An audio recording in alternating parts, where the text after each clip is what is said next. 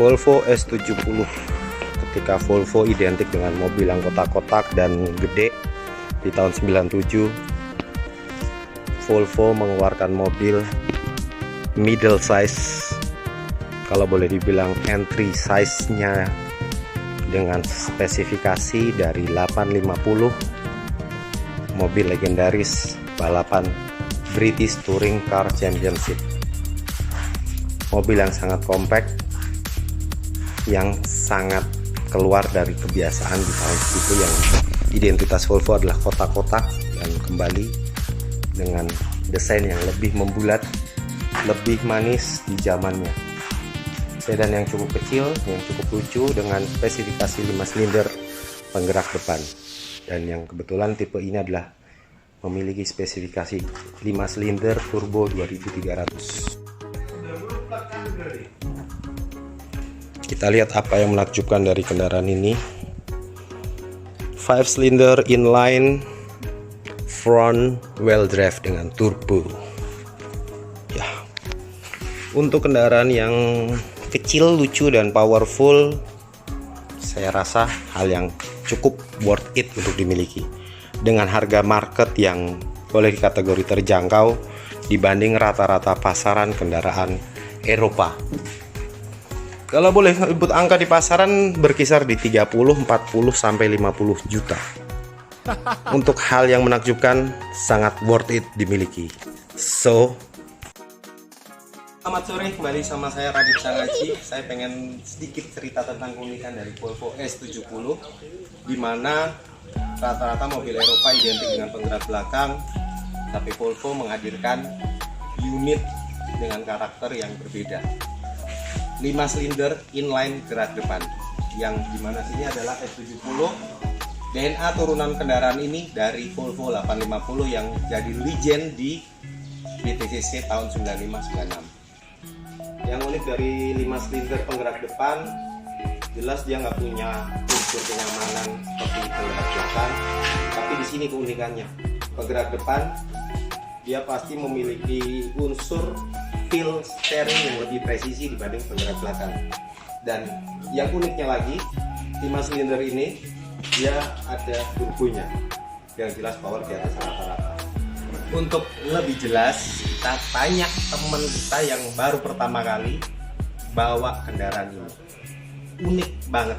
Aku pengen manggil temen namanya Mas Radea Tarudaka, pemilik konten yang lagi ngerintis, nge-review mobil sesuai pakem dan lahirnya kendaraan itu sebagaimana mestinya. Oke, kita panggil aja Mas Dea Tarudaka.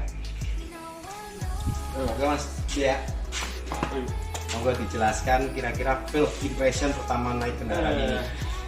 Jadi pertama kali saya bawa mobil ini dari sini itu sebenarnya sejujurnya yang pertama kali saya persepsikan mobil ini tuh agak kurang terawat pada saat saya bawa gitu. Nah, jadi saya sedikit underestimate mobil ini rasanya seperti apa gitu. Tapi ternyata setelah dicoba luar biasa. Jadi ini mau direview apanya? Handling, mesin, apa nih? Handling dulu deh, karena kan biasa penggerak belakang, kalau ini kan kita bicara penggerak depan nih. Oke, jadi dari handling ya, ini sebagai penerus Volvo 850. Sebenarnya bukan penerus, karena sebenarnya dimensinya sama, spesifikasinya sama dengan 850. Facelift mungkin.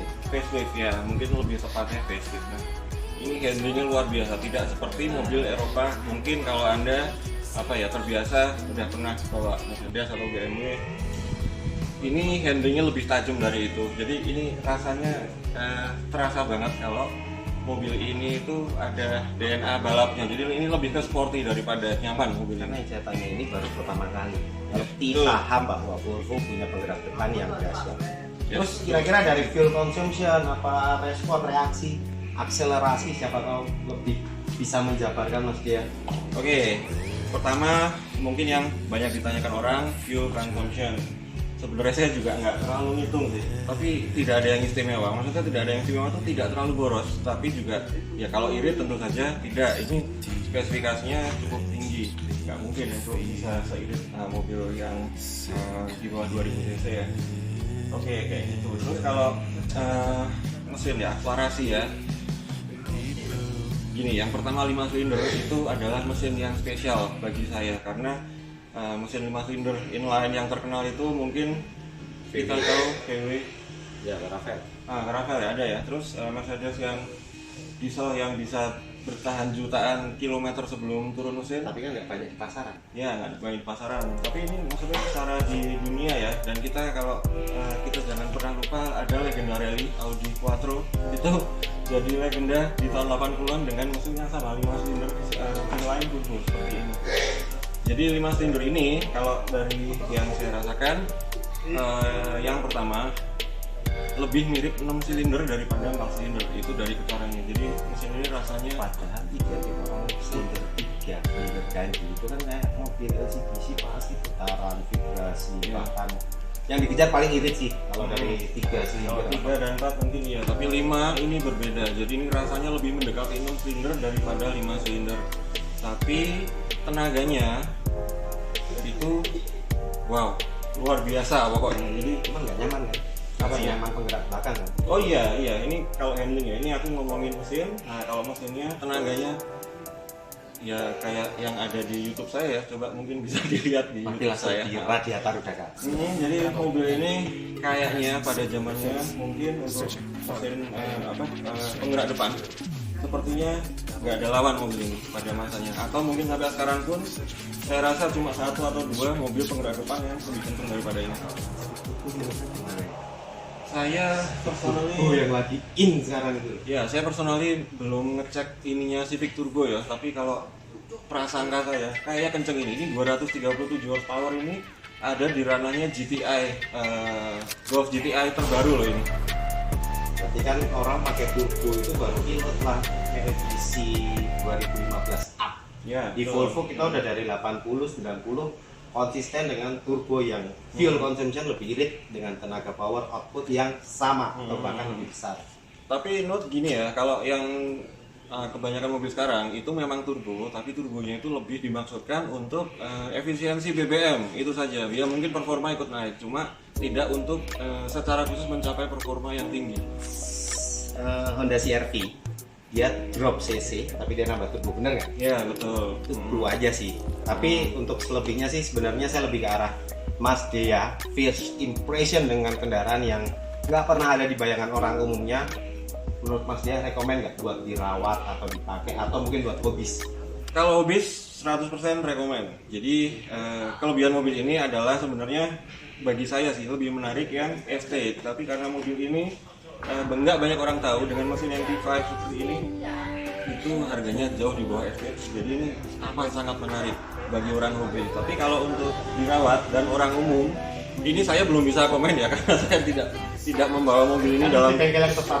ya jangka waktu yang panjang gitu. Tapi sebenarnya kalau untuk merawat mobil-mobil seperti ini, sebenarnya bisa datang ke Mas Radit ini. Saya personally sebelum ini saya punya Volvo 940 Turbo dan Mas Radit inilah yang merawat juga gitu. Jadi sebenarnya kalau bagi Anda yang tinggal di Jogja dan sekitarnya, jangan khawatir, ini ada orang ini nih. Coba di teks sedikit. Jadi gini, bocoran di YouTube saya. Ketika kita ngomong wagon adalah harga yang fantastis untuk brand-brand Mercedes, BMW. Tapi untuk di Volvo, save your money for the best high quality station. Tuh, Sepakat nggak? sepakat. Sampai jumpa di konten berikutnya dan terima kasih buat Mas Dia. Sukses selalu.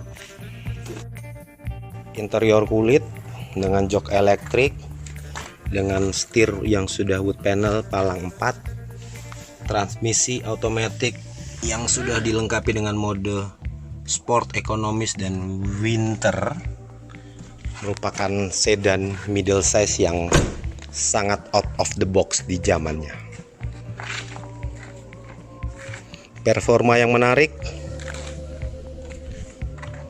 akselerasi yang menakjubkan lahir dari mobil ini. Dengan harga pasaran di angka 40 sampai 50 jutaan, sangat worth it untuk mobil middle size dengan sensasi respon, reaksi, akselerasi, dan juga perawatan. Tapi jangan pernah ngomong soal kenyamanan di kendaraan ini, karena 5 silinder jauh dari kata nyaman, tapi dia cukup dahsyat untuk melakukan sebuah akselerasi. So, you must try.